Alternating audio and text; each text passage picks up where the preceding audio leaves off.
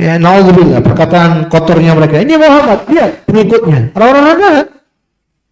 Nggak punya jabatan, nggak punya wibawa.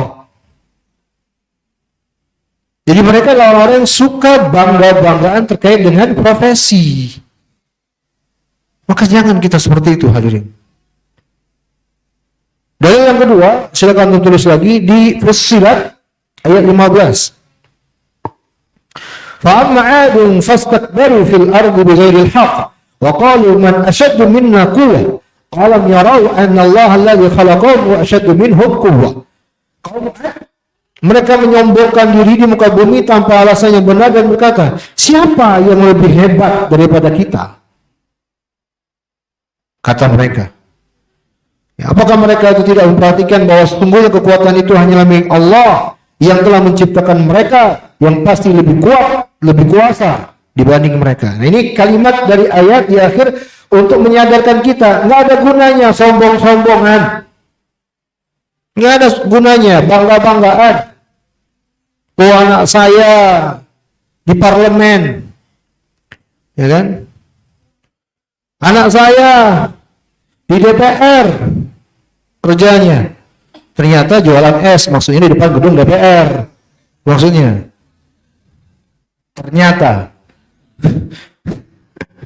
Allah musta'an. Baik, Syekh Shalih Al-Fauzan hafizahullah berkata, berbangga-bangga dengan pekerjaan, tajir, pedagang berbangga dengan perdagangannya, yang membanggakan diri dibandingkan orang-orang yang profesinya sebagai pengrajin, an-najjar, yaitu tukang kayu, membanggakan pekerjaannya dibandingkan tukang besi, al-muwazzaf, karyawan berbangga dengan statusnya dibandingkan orang-orang yang di bawah, lebih rendah pekerjaannya dari dirinya. Ini karakter masyarakat jahiliyah untuk kita tidak ikuti. Ya. Kita kan gitu, maunya pegawai negeri aja. Sebagian kita. Betul nggak? Kalau nggak kesana nggak jadi orang, ya Allah. Hah?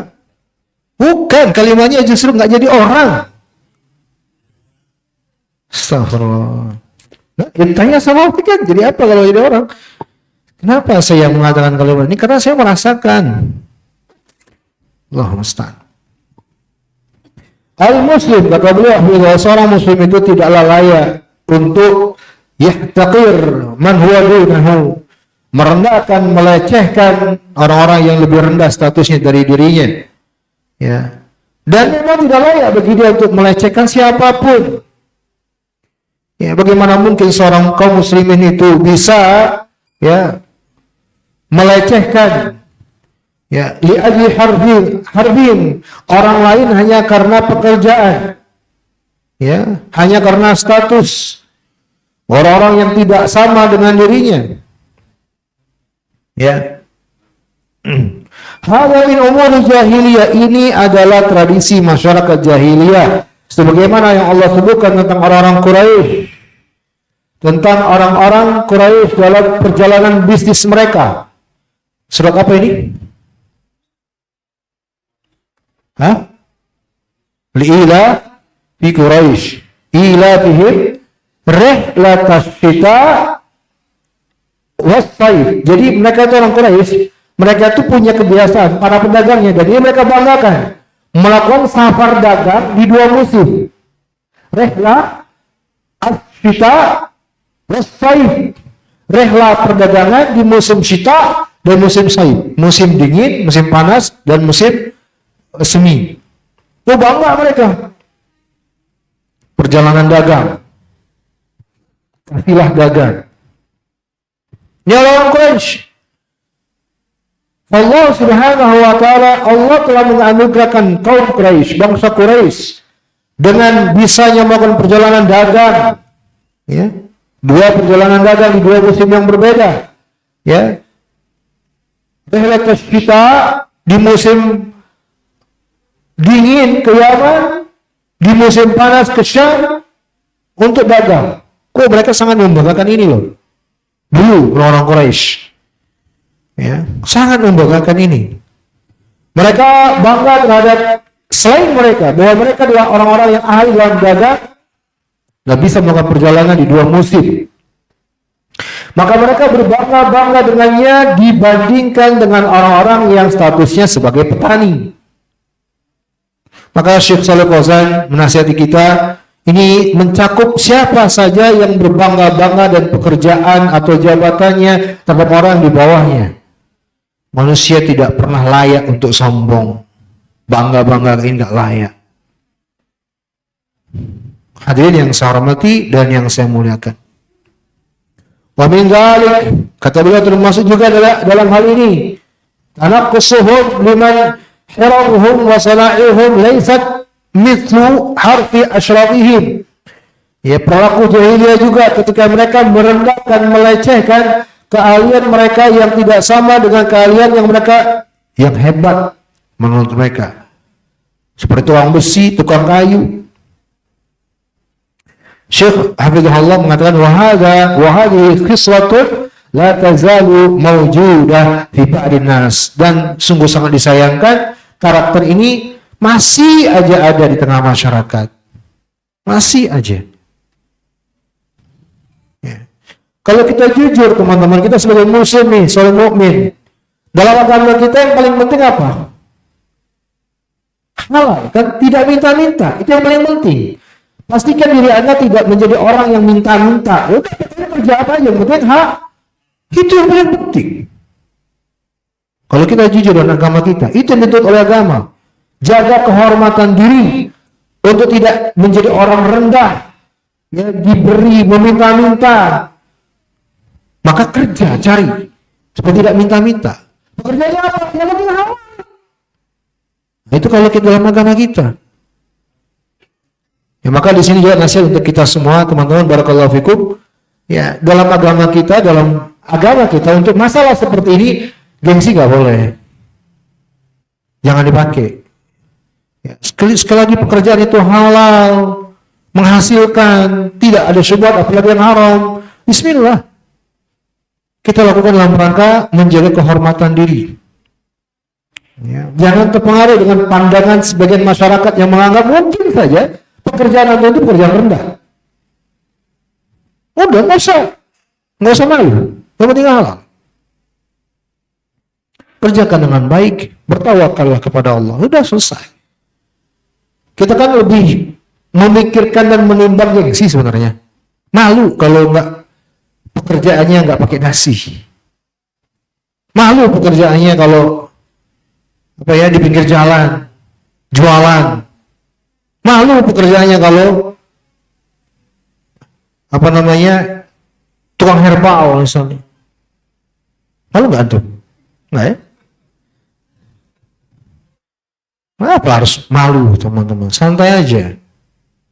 Tapi masyarakat kita sudah kebentuk tuh, pola pikir kayak gitu udah kebentuk. Sudah, Allah musta'an. Wa min hadzal bab, nah lihat ya, Syekh Fauzan menasihati di akhir, dan termasuk dalam masalah ini sikap sebagian orang yang merendahkan, melecehkan para imam masjid. Pekerjaannya nggak jelas masa depannya itu. Sebagian orang bilang gitu. Mau jadi apa?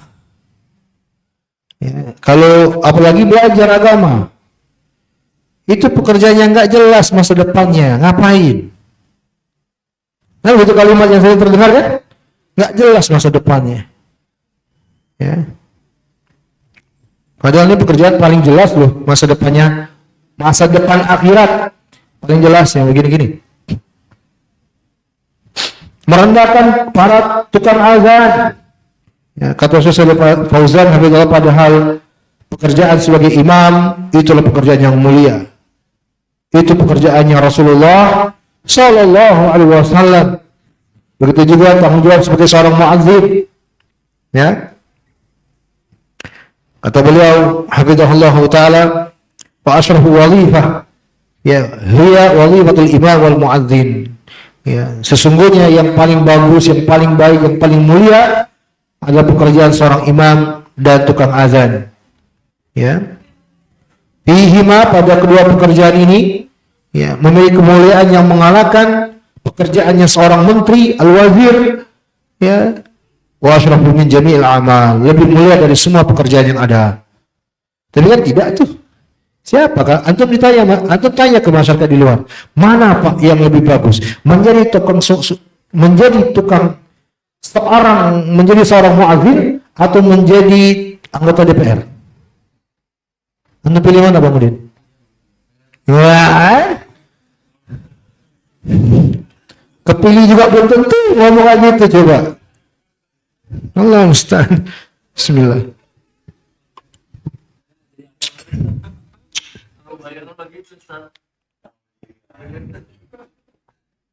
Coba dari sisi hati, jujur aja. Mana yang lebih menenangkan hati? Alhamdulillah. Ya. Jadi maksudnya antum juga ingin begitu? Hah? Antum ingin mencari pembelaan, dukungan, ingin mencari suara nih maksudnya? Ya itu kan saya bilang Bang Udin, masyarakat di luar cobalah antum tanya, pasti jawabannya seperti jawaban antum. Bukan di luar aja, ternyata di dalam. Saya bilang di luar tadi, ternyata di dalam. Kenapa? Ternyata di dalam. Oh. Tapi memang itu fakta. Bang Udin itu bilang fakta. Kita nggak usah jauh-jauh. Saya yakin kalau antum di keluarga antum juga begitu. Bukan kita melarang secara mutlak, enggak. Tapi ketika pandangan kita melecehkannya, itu yang salah. Itu yang salah. Ya.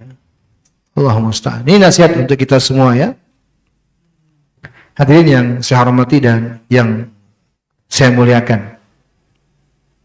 Kalau perhatikan nasihat, saya tutup dengan sebuah nasihat. Kalau pada permasalahan yang jelas-jelas mulia dalam agama, pekerjaan yang jelas-jelas mulia dalam agama, aktivitas yang sangat mulia dalam agama, tukang azan kah, imam kah, seorang dai kah, itu aja tak boleh wallahi berbangga-bangga lalu melecehkan orang lain.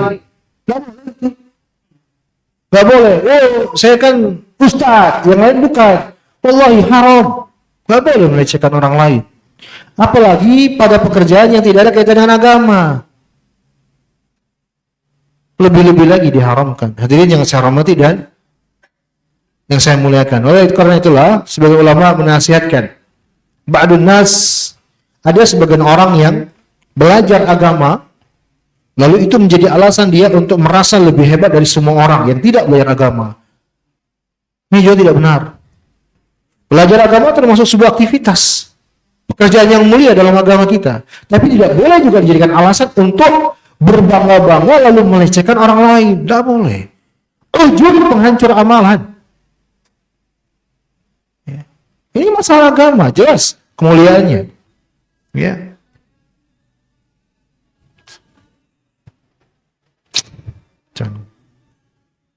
Kayak gini nih yang rusak ini. Allah musta'an. Alhamdulillah. Murojaah jadinya dah. Kalau para ulama itu mereka tutup telinganya. Kalau ke pasar. Rasulullah sallallahu alaihi wasallam bersabda, "Man talabal ilma liyujariya bihi ulama, aw liyumariya bihi sufaha, aw yasriba bihi wujuhan nas ilaihi, adkhalahu Allahu an-nar." Ini hadis untuk kita semua. Catat dengan baik. Nabi bersabda, barang siapa yang belajar agama, belajar agama pekerjaan yang mulia tidak? Sangat mulia. Tapi kalau tujuan kata Nabi, liyujariya bihil ulama, mendebat ulama, wa yumariya bihi subaha, untuk merendahkan, melecehkan orang-orang bodoh, atau yusriba bihi wujuhan nas, untuk mencari perhatian manusia supaya orang memperhatikan dirinya. Tujuan-tujuan ini kata Nabi, Allah akan memasukkan dia dengan belajarnya itu ke dalam neraka. Nauzubillah. Nauzubillah. Ini perjalanan yang mulia, lu belajar. Kita cuma terancam sebenarnya. Tidak boleh melecehkan orang lain, merendahkan orang lain. Jangan. Allah musta'an. Ya. Rasulullah sallallahu alaihi wasallam bersabda, "Innallaha auha ilayya an tawadhu." Allah itu telah mewahyukan kepadaku untuk aku sampaikan kepada kalian, hendaknya kalian senantiasa menjaga tawadhu. Ya, tawadhu. Jangan saling melecehkan, saling merendahkan. Ada sebuah syair yang sangat bagus sekali dinukil. Ini adalah ucapan Ali bin Abi Thalib radhiyallahu ta'ala anhu. An-nasu min jihati tamthili akfa'u abuhum Adam wal ummu Hawa. Nafsuka nafsi arwahik mushkilah wa'adhamu fuliqat fihim al-a'dha fa iyakul lahum min asrihim nasabun yufakhiruna bihi fattin wal ma'. Manusia itu mau dari sisi manapun juga yang namanya manusia luar dalamnya sama. Ayah mereka Adam, ibu mereka Hawa. Badan mereka sama, begitu pula arwahnya. Mereka adalah makhluk yang tersusun dari tulang dan anggota badan. Jika mereka ingin berbangga-bangga, ingatlah bahwa mereka itu nggak lebih dari tanah dan air. Nggak lebih dari itu. Ya, kita semua tanah dan kembali ke tanah. Jadi mau banggain apa? Allahul musta'an. Ya, ini juga saya ingatkan ikhwan. Untuk ikhwan kadang kepada yang belum belajar, hindari kalimat-kalimat melecehkan masyarakat kita. Jangan. Hindari. Ikhwan kita bukan ya. Ketika jawabannya bukan, jangan menggunakan kalimat-kalimat yang terkesan melecehkan. Jangan. Ya. Jangan sampai teranggap ujub dan itu semua akan menghancurkan amalan kita. Nas'alus salam wal afiyah. Kita lanjutkan. Qala nadaratuhum ila dunya nadrata ijabin. Qala rahimahullah al-mas'alatu at-tasi'ah wa tis'un. Azamatud dunya fi qulubihim ka qawlihim wa qalu laula nuzila hadzal Qur'an ala rajulin min al-qaryatayn 'azim. Permasalahan selanjutnya tentang pandangan mereka yang sungguh sangat mengagungkan dunia. Kagum, takjub. Berkata penulis permasalahan yang ke-99. Ya, mulianya dunia di hati mereka sebagaimana yang Allah sebutkan tentang ucapan mereka. Ini dalilnya di surat Zukhruf ayat ke-31. Dan mereka berkata, mengapa Al-Quran ini tidak diturunkan kepada seorang yang besar dari salah satu dua negeri Mekah dan Taif ini? Ya, mereka menginginkan hanya orang-orang yang besar kedudukannya, yang mulia dunianya, yang hebat dunianya, itu yang menurut mereka yang hanyalah layak untuk dakwah, untuk tampil di masyarakat. Itu menurut mereka. Allahumma musta'an. Ini juga termasuk nasihat untuk kita semua ya.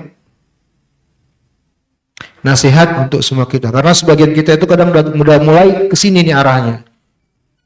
Ya, menganggap bahwa orang-orang tertentu yang punya kedudukan aja tuh yang lebih layak. Hanya mereka-mereka tertentu aja nih yang layak tampil. Yang kedudukannya tinggi. Yang jenjangnya tinggi. Ya, menganggap hanya orang-orang yang mulia ini aja yang layak untuk tampil. Syekh Shalih Fauzan hafizahullah berkata, di antara perilaku jahiliyah yaitu mulianya dunia ini di hati mereka. Maka orang-orang yang memiliki harta dunia itu adalah orang-orang yang agung dan terhormat bagi mereka. Nah, orang yang tidak memiliki keduniawian itu pasti hina di anggapan mereka. Bahkan terhadap apa yang ada padanya Rasulullah Sallallahu Alaihi Wasallam yang telah ditentukan oleh Allah Subhanahu Wa Taala. Kan itu ketentuan Allah. Tapi mereka tetap menganggap bahwa yang layak untuk menjadi Rasul itu ya jangan orang miskin dong, tapi orang kaya. Lihat, sampai-sampai mereka mengatakan ya'nuna Muhammad sallallahu alaihi wasallam ya, wa qalu laula nuzila hadzal Qur'an ala rajulin min al-qaryatain ya. Dan mereka berkata, mengapa Al-Qur'an ini tidak diturunkan kepada seorang yang hebat, yang besar di salah satu dua negeri yang mulia ini, Makkah dan Taif. Ya. Mereka mengatakan, apakah Allah tidak menemukan selain si anak yatim Abu Thalib ini untuk menjadi rasulnya? Dua kota yang mereka sebut di sini, kata Syekh Shalih Fauzan, adalah Mekah dan Taif. Orang yang mereka maksud adalah Walid ibn Mughirah di Mekah. Ini terhormatnya di Mekah, atau Habib ibn Amr as-Saqafi. Ya. Ada pula riwayat yang mengatakan yang mereka ingat adalah Urwah bin Mas'ud di Taif. Yang menurut mereka seandainya risalah diemban oleh salah satu dari orang-orang ini, itu yang layak, orang-orang pembesar ini. Adapun ternyata diemban oleh seorang anak yang yatim, fakir lagi, itu Nabi kita Nabi besar Muhammad sallallahu alaihi wasallam, miskin Nabi. Ya. Maka mereka mengatakan, ahum yaksimuna rahmata rabbik. Tidak layaknya lalu Allah Jalla wa Ala berfirman, apakah mereka membagi-bagi rahmat Tuhanmu? Apakah mereka yang menentukan? Zukhruf 32. Maksudnya Syekh Shalih Fauzan menjelaskan, apakah mereka turut campur dalam apa yang Allah telah tetapkan? Ya, apakah mereka yang menentukan membagi-bagi rahmatnya Allah dan tidak percaya dengan apa yang telah Allah tentukan? Allahu a'lamu haitsu yaj'alu risalatah. Allah bantah dengan firman-Nya, Allah yang Maha mengetahui kepada siapa Dia berikan risalahnya.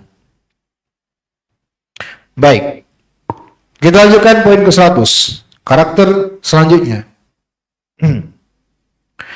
Al-istidrak wal iktirah ala Allah.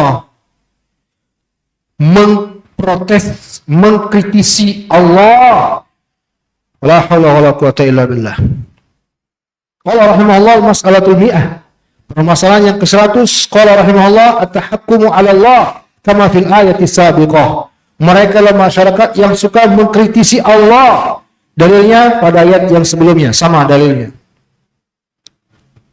Masyarakat jahiliyah adalah masyarakat yang suka protes. Tidak tanggung-tanggung, protesnya kepada siapa? Kepada Allah Subhanahu wa taala.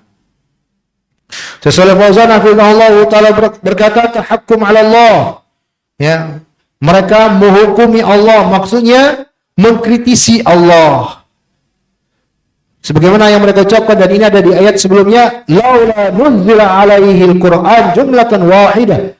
Duhai sekiranya Al-Quran ini tidak diturunkan kepadanya sekali turun saja. Protes. Al-Furqan 32. Mereka mengkritisi Allah. Ya, bagaimana mungkin Allah memisah-misah Al-Quran dan menurunkannya beransur-ansur? Kenapa nggak sekaligus? Kan Al-Quran turunnya kan beransur-ansur tuh. Di peristiwa yang berbeda-beda itu kepada Rasulullah SAW. Kadang Nabi lagi bersandar duduk-duduk, turun ayat. Kadang Nabi di atas ontanya, turun ayat. Kadang Nabi sedang di masjid, turun ayat. Kadang di rumah, turun ayat. Protes mereka. Kok kayak gitu sih? Kenapa nggak turun sekaligus saja? Ya. Nah, ini yang jadi pembahasan di sini. Tentang turunnya Al-Quran. Yang mereka jadikan bahan sehingga protes kepada Allah Subhanahu wa ta'ala. Syekh Al-Fauzan taala berkata, mereka ikut campur dalam perkara yang bukan keperluan kepentingan posisi mereka padanya, yang mereka tidak punya ilmu padanya. Makanya akhirnya Allah menjelaskan apa hikmah sehingga Allah turunkan Al-Quran dengan beransur-ansur. Kadzalika litsabbita bihi fu'adak wa rattalnahu tartila wa la ya'tunaka bimithli illa ji'naka bil haqq wa ahsana tafsira. Demikianlah supaya kami perkuat hatimu dengannya dan kami bacakan secara tartil, teratur dengan benar. Dan juga Allah firman, wa Qur'anan faraqnahu litaqra'ahu 'alan nasi 'ala muqsi wa nazzalnahu tanzila. Dan Al-Qur'an itu telah kami turunkan dengan beransur-ansur agar kamu membacanya perlahan-lahan kepada manusia dan kami menurunkannya bagian demi bagian. Al-Isra 106. Sebenarnya gampang kalau masalah inilah ya. Masalah kenapa Al-Quran itu Allah turunkan beransur-ansur kepada Nabi dengan peristiwa yang berbeda-beda. Jawaban sederhananya adalah kalau sekaligus, ini saya nggak akan ada seorang pun yang sanggup mengamalkan Al-Quran. Sudah menjadi tabiat manusia, idealnya mereka itu dikasih sesuatu bertahap-tahap. Pasti Sudah sunatullah. Manusia itu pasti bertahap. Adakah anak yang baru lahir langsung makan jagung? Enggak kan? Kecuali kalau anak anggota DPR.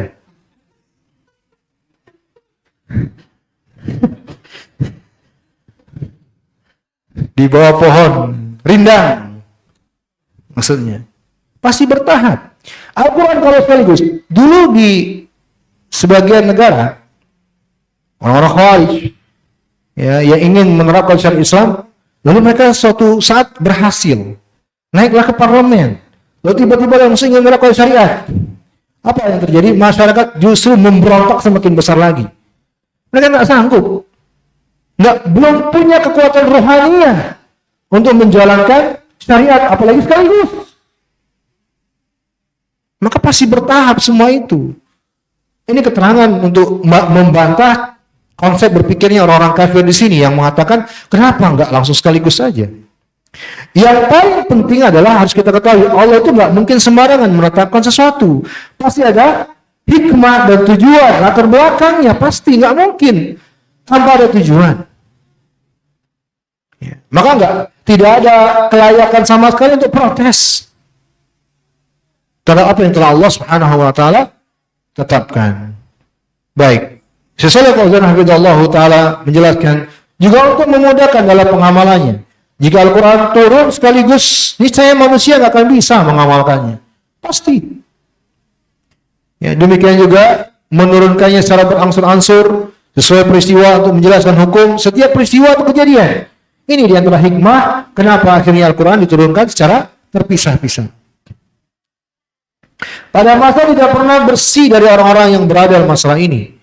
Yang mereka ikut campur dalam masalah wahyu. Ya, mengkritisi Allah dan Rasulnya. Bahwa seandainya nas ayat demikian atau seandainya hadis demikian. Allah Subhanahu wa taala firman, "Ya ayyuhalladzina amanu la tuqaddimu baina yadayillahi wa rasuli." Wahai orang-orang yang beriman, janganlah kamu mendahului Allah dan Rasulnya. Al-Hujurat ayat pertama. Ya. Maksudnya janganlah kalian melontarkan mengkritisi Allah dan Rasulnya. Yang wajib bagi kalian adalah beriman dan mengamalkan apa yang diturunkan oleh Allah tanpa ada protes dan kritik sama sekali. Ini sebenarnya di antara wujud penghambaan kita kepada Allah. Karena penghambaan kepada Allah itu harus dengan lahir dan batin. Harus dengan lahir dan batin. Akal kita harus kita jadikan hambanya Allah. Hawa nafsu kita harus jadikan hambanya Allah. Jiwa kita sepenuhnya harus jadikan hambanya Allah Subhanahu wa taala. Penghambaan. Ya. Maka hadirin yang saya hormati dan yang saya muliakan, ini diantara alasan kufurnya kaum Syiah Rafidah. Syiah Rafidah. Yang mereka meyakini bahwa Jibril itu salah alamat. Pernah dengar nggak? Ya. Ini dinukil oleh Syekhul Islam Ibnu Taimiyah rahimahullah dan Imam Ibnu Hazm. Syekhul Islam Ibnu Taimiyah dan Imam Ibnu Hazm. Ya. Syekhul Islam mengatakan di dalam Minhaj Sunnah, wal yahud tughdu Jibril wa yaquluna huwa aduhuna minal malaikah. Wa kadzalika ar-Rafidah yaquluna ghalata bil wahyi ala Muhammad sallallahu alaihi wasallam. Kalau orang Yahudi mengatakan Jibril adalah malaikat yang kami benci. Bahkan Jibril itulah musuh kami dari kalangan malaikat. Mirip dengan Syiah Rafidah yang mengatakan bahwa Jibril itu salah menyampaikan wahyu. Salah Jibril kata orang Rafidah, harusnya kepada Ali. Makanya teman-teman, sebagian ulama kita mengatakan nggak pernah ada sejarahnya Yahudi dan Syiah itu berperang. Nggak pernah ada sejarahnya Yahudi dan Syiah itu berperang. Tapi untuk sekarang Anda nggak tahu, wallahu a'lam. Tapi itu ucapan ulama. Kita lihat aja di permukaan. Ya, sekarang kan yang lagi ramai itu ya, Syiah dan Rafidah. Ya, para ulama sejak dulu, kalau dari dulu nggak pernah ceritanya, karena mereka tuh dasar akidahnya sama. Contohnya masalah ini nih, sama-sama menyalahkan Jibril. Sekarang kalau menyalahkan Jibril, berarti siapa yang mengutusnya? Siapa yang mengutus Jibril? Allah Jalla wa'ala. Apa kita ingin mengatakan Allah salah? Kan nggak akan pernah mungkin. Tapi itu yang terjadi. Kritik kepada Allah. Maka mengkritisi ulama, mengkritisi Allah Jalla wa'ala dengan segala ketentuannya, ini karakter masyarakat jahiliyah yang hendaknya kita jauhi. Termasuklah pada takdir. Ada orang yang ketika menghadapi musibah yang mengatakan, "Ya Allah, kenapa saya?" Itu kritik itu, protes. Ya, kenapa saya? Pertanyaannya kenapa saya? Ya. Enggak nerima dengan apa yang Allah Subhanahu wa taala telah tentukan. Itu terlalu sempit juga sebenarnya, karena sempitnya jiwa sebenarnya. Kalau jiwa yang lapang tidak akan begitu membacanya. Jiwa seorang mukmin yang lapang akan membaca kebaikan sebuah anugerah untuk disyukuri dan membaca sebuah musibah sebagai ujian dari Allah untuk memuliakan dan mengangkat derajat. Maka bagi seorang mukmin dua-duanya baik. Apa yang Allah tetapkan baginya baik. Kebaikan yang Allah tetapkan untuk dia syukuri, rahmat dari Allah. Ujian yang Allah tetapkan itu kebaikan dari Allah untuk mengangkat derajatnya dan menghapus dosa-dosanya. Enak tidak? Enak enggak? Ya enak, kita butuh bahkan diampuni dan dimaafkan dosa-dosa kita. Sangat butuh kita kan hal itu. Maka apapun yang Allah tetapkan, enggak lepaskan dari dua. Kalau bukan yang baik, pasti yang buruk. Yang Allah tetapkan kepada kita, terkait dengan diri kita ya, bukan ketetapan Allahnya. Dua-duanya baik sebenarnya bagi Allah Subhanahu wa taala. Maka tidak ada celaan sedikit pun pada diri Allah Jalla wa ala. Semua sisi baik, tidak ada salahnya sama sekali. Maka jangan pernah mengkritisi Allah Subhanahu wa taala. Ya, perbaiki keimanan kita. Kalau kita masih belum bisa menerima, itu yang perlu diperbaiki keimanan kita kepada Allah Subhanahu wa taala, penghambaan kita kepada Allah Jalla wa ala. Iya. Baik. Informasi taklim kita sampai poin berapa? Coba lihat. 101. Hah? Iya. Hah? 100 Wan? Di flyer sampai berapa Mas Dirin? 101. Baik. Hah? Melecehkan bagi miskin. Baik, itu mungkin kita lanjutkan di pertemuan akan datang aja ya. Kita cukupkan pertemuan kita sampai di sini. Insyaallah poin 101 kita bahas di pertemuan yang akan datang saja. Wallahu taala alam bishawab. Adakah yang ingin bertanya atau mengkritisi saya gitu ya? Silakan. Kita cukupkan materi kita sampai di sini dan sebelum tutup kalau ada yang mau bertanya silakan.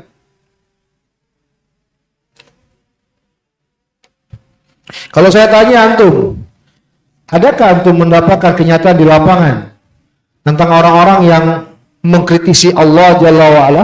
Selain tadi yang saya sebutkan, ketika kena musibah lalu mengatakan, "Ya Allah, kenapa saya?" Ada nggak selain itu? Apa? Apa?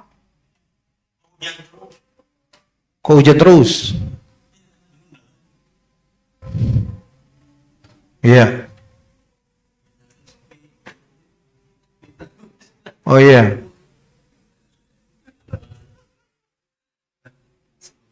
Berarti banyak ya? Iya, yang saya tanya bang orang awam, bukan anggota DPR.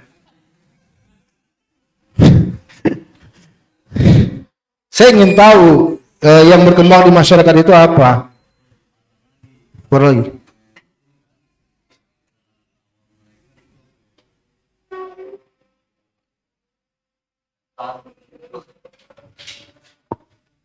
Ini untuk kita pelajari ya. Yang kita pelajari ini adalah bekal untuk kita hindari. Jangan sampai terjatuh kepada karakter itu. Karakter yang sangat dimurkai oleh Allah Subhanahu wa taala. Sampai-sampai Nabi itu pernah bersabda, "Wala yamutunna ahadukum illa wa huwa yu'min bil qadar." Jangan sampai ada di antara kalian itu meninggal kecuali daripada dia terima beriman sepenuhnya dengan takdirnya Allah. Sampai-sampai Nabi juga syarat. Kalau belum sampai ke derajat itu kalau bisa mati dulu. Maksudnya apa? Pastikan diri kita betul-betul menerima dengan apa yang segala Allah tetapkan. Pastikan. Ya. Itu maksudnya. Sementara kematian kita nggak tahu kapan. Jadi harus selalu setiap saat kita terima sepenuhnya apa yang Allah Subhanahu wa taala telah tetapkan. Wallahu taala alam bisawab. Kalau tidak ada pertanyaan, kita tutup pertemuan kita sampai di sini. Jazakumullahu khairan wa barakallahu fikum. Subhanakallahumma bihamdika asyhadu an la ilaha illa anta astaghfiruka wa atubu ilaik. Assalamualaikum warahmatullahi wabarakatuh.